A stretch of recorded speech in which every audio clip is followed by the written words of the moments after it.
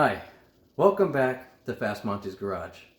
Unfortunately, this video is about how to fix my broken motor. Yeah, that's right, I broke it. It's a Butler 467 that I built and dynoed at 600 pound-feet of torque, so I'm not really happy right now. But it's a good learning experience for everyone, especially if you've never done this before. I hope you enjoy it. But most of all, if you have any questions, leave a comment.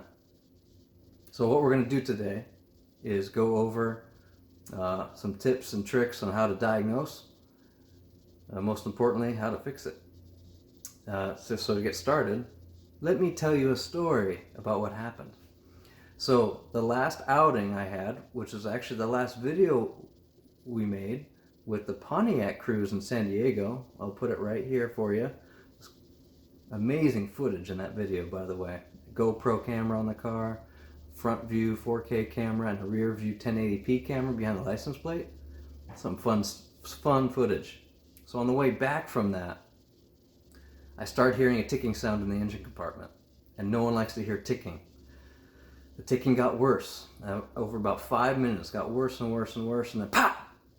Something broke loose. The noise went away, but the engine got rough. Like I dropped a cylinder or it's out of balance. So my guess is, this is just a guess, I haven't looked at it yet, is that a rocker came off or something like that. A rocker broke. I don't know. I've done a visual inspection on the outside. I don't see anything. I don't see any oil leaking. There's nothing broken. So what we're going to do, I'm going to mount a camera underneath the hood so we can work on this together. I'm going to take the valve covers off, inspect the valve train. So this is also the day before Thanksgiving. So if the camera suddenly shuts off, my wife probably came in here. Just kidding. I love her so much. Thank you, honey. Thank you for all your support. You're so awesome. Anyway, sorry to get sidetracked. Happy Thanksgiving. So with that said, I'm going to get my tools together, get some fender protection going, and we'll crack those valve covers open. See you in a minute. Alright, so here we are.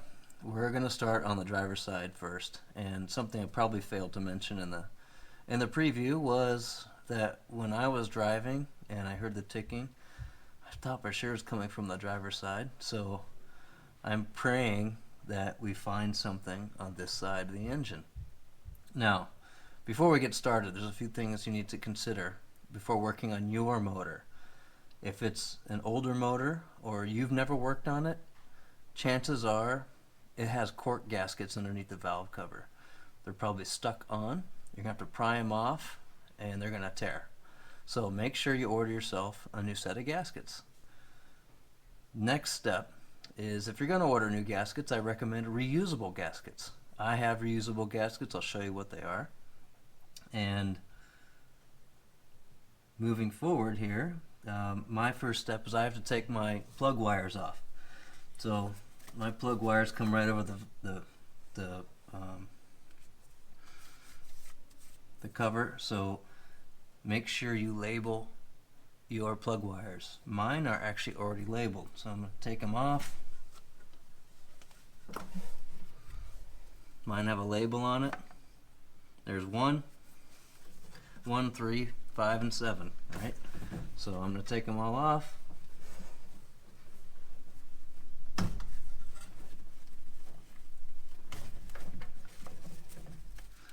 Tuck them out of the way. And we're ready to go. So I'm going to go ahead and just slightly loosen the valve cover, bolts.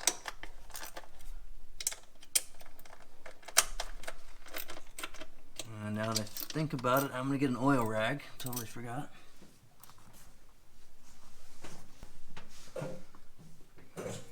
Okay, oil rag. It's going to get messy, so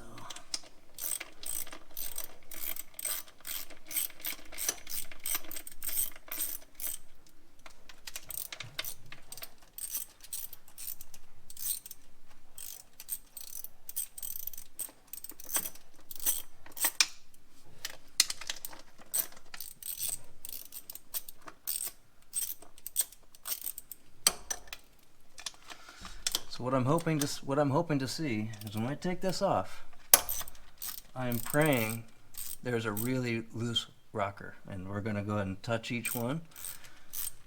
Oh man, I'm a little stressed out here because I have no idea what we did or what I did to the engine, what broke loose. So valve cover is loose. Holy shit! There it is, boys and girls.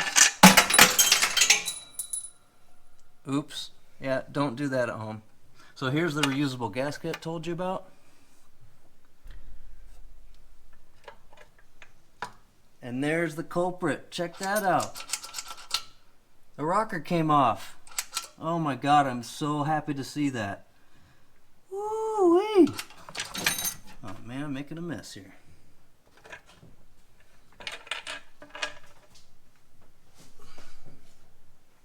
Alright, so this is fantastic news. Too funny that I thought it was the driver's side, right? And there it is. So next thing I'm going to do is, well, frankly, this is going to turn into a valve lash video. So I'm going to walk you guys through on how to set valve lash, and for both stock heads, which is super easy by the way, and adjustable. So these are roller cams with lock nuts. So I'm going to walk you guys through that whole process, and I'm just so relieved that this is the problem. I'm going to go ahead and pull the other side off and make sure there's no problems over there. I don't think there is, but I'll need both heads exposed to do the valve lash settings, and man, so relieved. So when you do valve lash settings, there's a tool for that. So this tool has a hex. I'm going to go ahead and take this apart, make sure we have all the hardware here.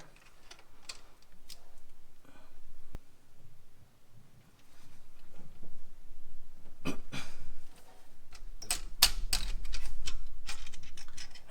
that was stubborn. I'll show you what this looks like. So this is the adjusting nut.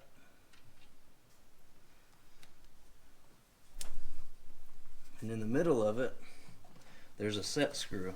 I'll try and get it on this camera. There's a set screw in here. I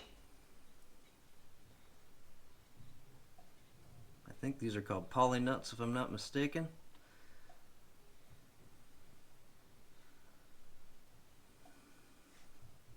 So it's like a set screw. So basically when we set the lash, we set it with this outer nut, and then we lock it down with the set screw.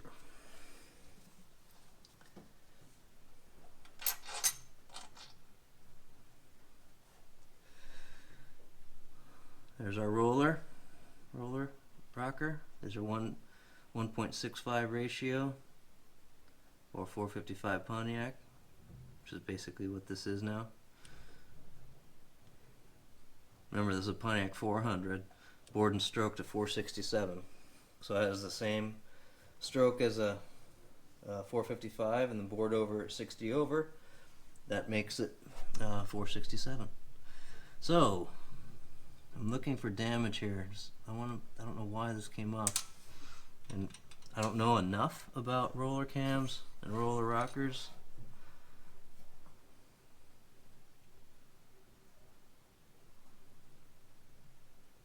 So our push rod is straight, good there. And so our next step, like I said, is I'm going to go ahead and pull the other side off. I don't need to show that on video, but what I will show on video is the full sequence of setting our valve lash. So next step.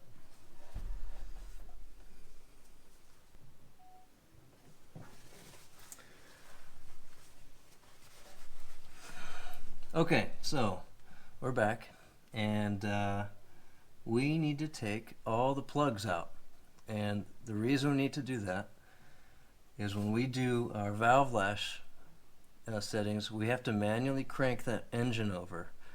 And if you've never done that before, you're going to be fighting like 100 pound psi per cylinder to turn the motor over.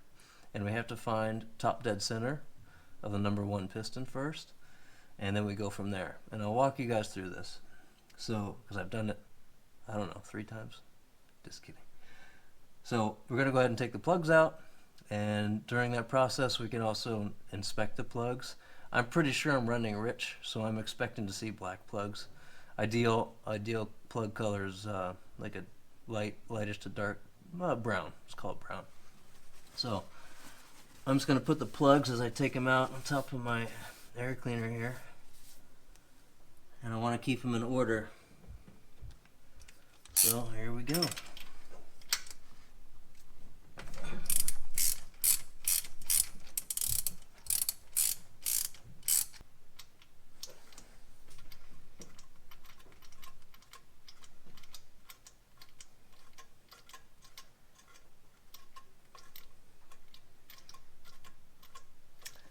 Yeah, number 5 and 7 are always the worst because you have the steering column is typically in the way.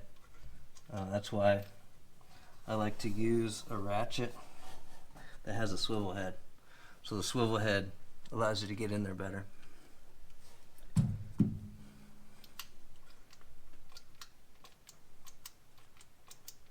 So let's see how number 7 looks.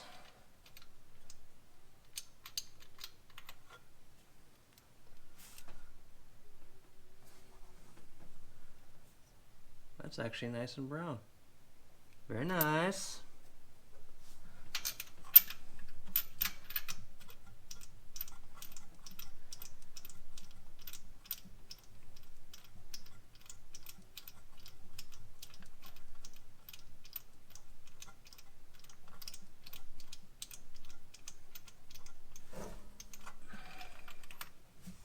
Oh, it's even better. So there's a good comparison.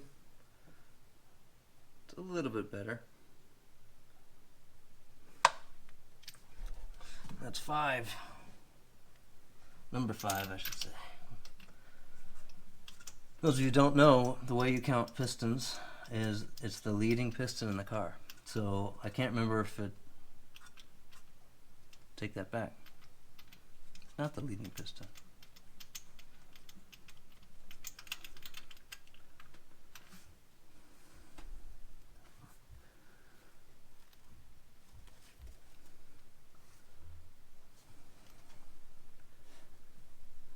Okay, so see how this one's wet? That's actually because the valve was not opening, so it was saturating this plug. So this plug is nice and wet, which is to be expected because it was the faulty cylinder that we had.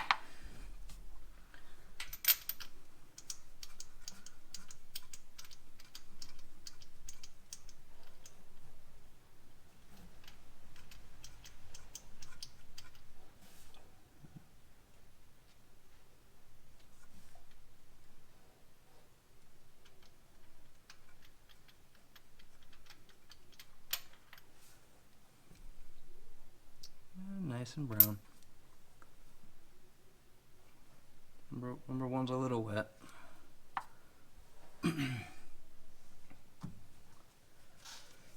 So I'm going to spare you the time of me taking the plugs out on the other side. So when we get back here, all the plugs will be taken out. I'll go to the next step.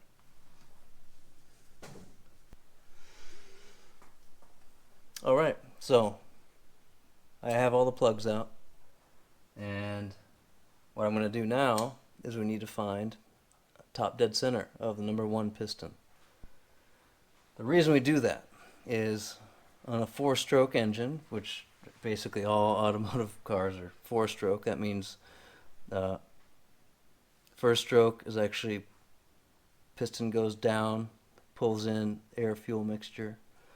Piston goes up, that's stroke number 2, and at that point on the start of stroke number 3, which is on the way down, spark fires. So that's, you might have heard of after top dead center. That's when the spark fires and pushes the piston down. So at that point, both valves, the intake valve and the exhaust valve, are fully closed. and that's when we do our valve lash setting. So the way you find top dead center, there's a few different ways. If you have original heads, the spark plugs are actually straight, and you can actually put your thumb over the spark plug hole and crank the motor over, and it actually creates pressure and pushes your finger or your thumb off the hole. That's one way to do it. The other way is on those stock heads, the way I used to do it is put a welding rod in there or a coat hanger, and you can actually see the coat hanger go up and down and watch the valves. So when the coat hanger's at the very top and the valves are not moving, that means you're at top dead center of the compression stroke. So I'm going to use the other method, which is the mark on the timing wheel, which is like the harmonic balancer, and that's how you time an engine, right? So there's a 0 mark and top dead center mark on the block and on the balancer. So I have 11/16 socket. I'm just going to put it on the crank bolt.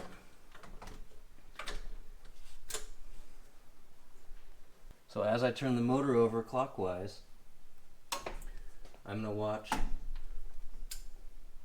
my two valve rockers, and they're moving right now, so I know I'm not even close. And I just remembered one critical step. I should put the transmission in neutral. Oh boy. Okay, I'm back. Two critical steps actually. One, unplug your battery. I have a cutoff switch, so I cut off my battery. You don't want anything accidentally discharging voltage to anything. So number two is I put the damn transmission in neutral. So that's nice. So here we go. Oh, so much easier to turn. Okay, so now I can see the intake valve is actually coming to the top. And I'm going to check my timing.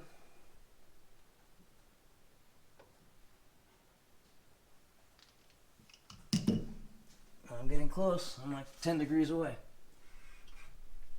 So right there. So check that out. So that is top dead center. You see the 0 on the block, which is the blue paint, and the 0 on the balancer. That's top dead center. So we're good to start on number 1.